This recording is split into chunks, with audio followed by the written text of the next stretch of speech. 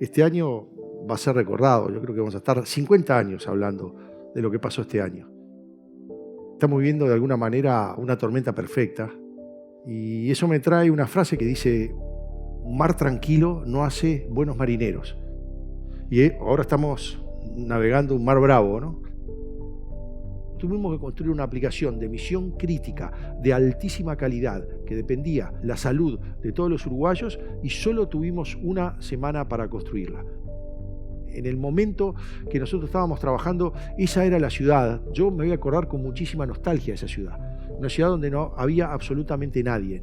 Era una situación de pandemia, estaba todo absolutamente parado. Nosotros trabajamos. Una semana después estábamos presentando ante la población de Uruguay la primera versión de una serie de versiones que fuimos haciendo. En la medida que iban aumentando las necesidades o la epidemia iba cambiando, eso era lo que íbamos entregando.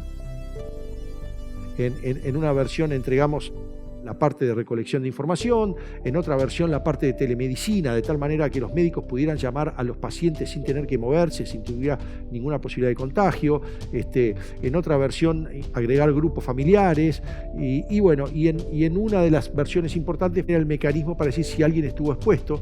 Eso lo hicimos con una tecnología también extremadamente nueva, que recién se había alargado, en una cosa muy rara, que era una cooperación entre dos acérrimos competidores como son Google y Apple. Nosotros fuimos el cuarto país del mundo que implementó esa tecnología y eso valió algo que para nosotros nos llenó de orgullo al gobierno de Uruguay y a todos los que trabajamos en ese proyecto, que fueron sendas cartas, una del CEO de Apple, de Tim Cook, y el CEO de Google, Sundar Pichai, felicitando al presidente de Uruguay por la actuación, el tiempo y la calidad de la aplicación que habíamos desarrollado.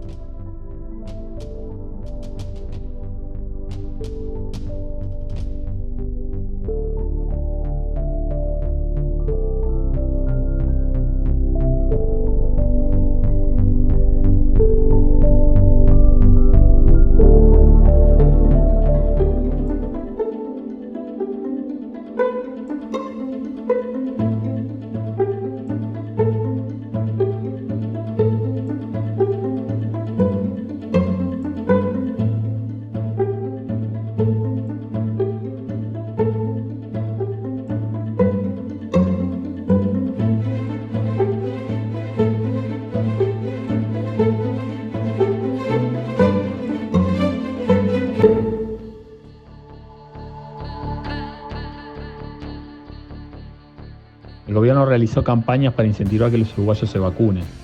Se realizaron una serie de pruebas que revelaron que los sistemas existentes de agenda podrían sufrir de problemas de acceso y escalabilidad.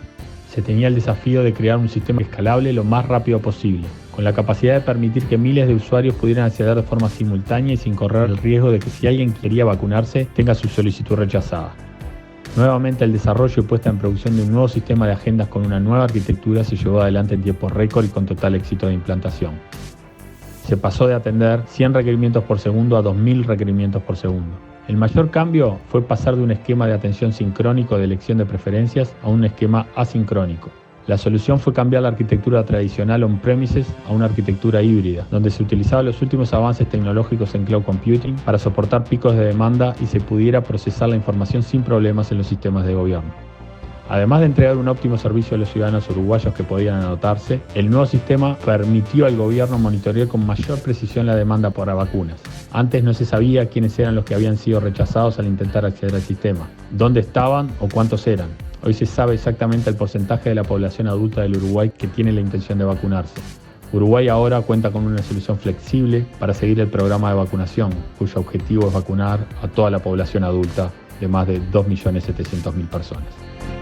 Ahora la aplicación también sirve para saber quiénes son los ciudadanos que tienen las dos vacunas y poder mostrar una copia real del certificado digital de vacunación para cada uno de los ciudadanos.